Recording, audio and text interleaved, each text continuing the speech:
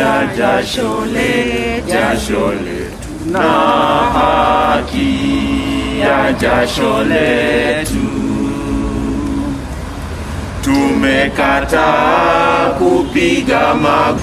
Honorable Martha Karua and Aaron Dubi will address you on that issue when the time comes. So I'm not going to speak about what is involved. So what I also want to do is thank Kenyans for paying my bill.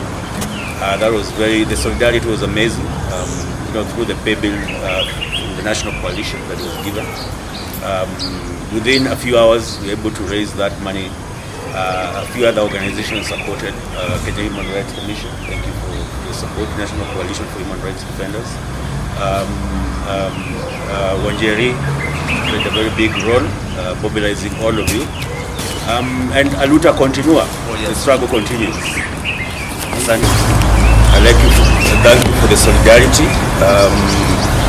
Your highlighting of my case, I'm sure, has played a big role in the court of public opinion in terms of getting Kenyans to align with the civil society.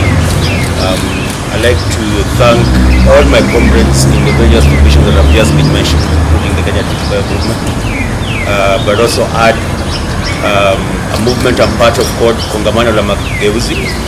Kongamano la Mageuzi is a political movement that is working to address the issue of the perceived binary that we are in. The Kieleweke Tangatanga narrative, that is a fake narrative.